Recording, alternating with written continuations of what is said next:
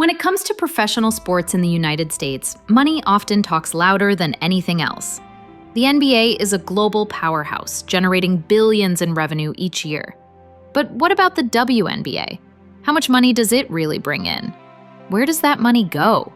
And are the players justified in demanding bigger contracts?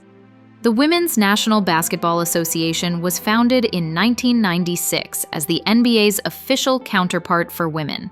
But from the very beginning, the league wasn't built as a standalone business. It was created with the NBA's backing, both financially and structurally. That's important because unlike the NBA, the WNBA has historically struggled to operate profitably. According to multiple reports, the WNBA has been operating at a loss for most of its existence. Estimates from past commissioners suggest the league loses around $10 to $12 million per year.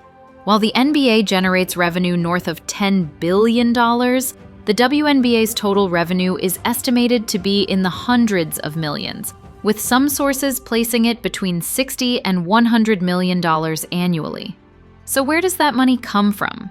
The WNBA's revenue funnel can be broken down into a few key sources. Broadcast rights.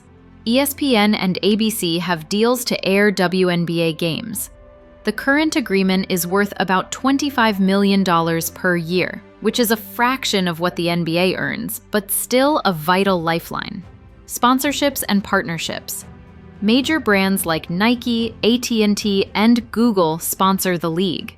In fact, jersey sponsorships are a bigger part of the WNBA's revenue mix than they are in the NBA. Ticket sales and merchandise. Attendance has historically hovered around 6,000 to 7,000 fans per game. That's significantly less than the NBA, but it still contributes to the bottom line.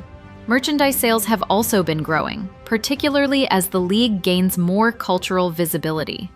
Now let's look at the expenses. Just like in any sports league, the biggest cost is player salaries. But here's where the gap between the WNBA and NBA really shows. The average WNBA salary in 2024 is around $120,000, with the top players making up to $250,000. But here's the nuance. There's growth happening. Ratings for the WNBA have been trending upward. Social media engagement has surged, and sponsorship money has increased. The 2023 WNBA Finals, for example, drew over 1 million viewers per game, the highest in over a decade. That's proof that interest is building. And this brings us to the question, are WNBA players justified in asking for more money? On one hand, yes, the players are the product. Without them, there's no league, no ticket sales, no broadcast deals.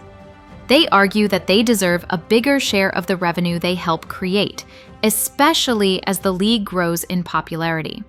From this perspective, the demand for better pay isn't about matching the NBA, but about fairness relative to the league's own financial ecosystem. On the other hand, the league is still in a fragile place financially. Raising salaries too aggressively without the revenue to support it could destabilize the business further. Until the WNBA becomes consistently profitable, there's a real question about sustainability. The business of the WNBA is complicated. It's not just about money. It's about investment, growth, and the long-term vision for women's professional basketball. Right now, the league is operating with NBA support, corporate sponsorships, and a growing but still limited fan base. If the current upward trend continues, more viewers, bigger sponsors, higher attendance, the WNBA could eventually reach a point where larger contracts are not just justified, but inevitable.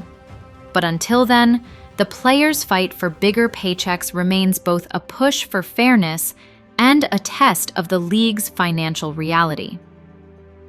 So, does the WNBA generate enough money to support major salaries?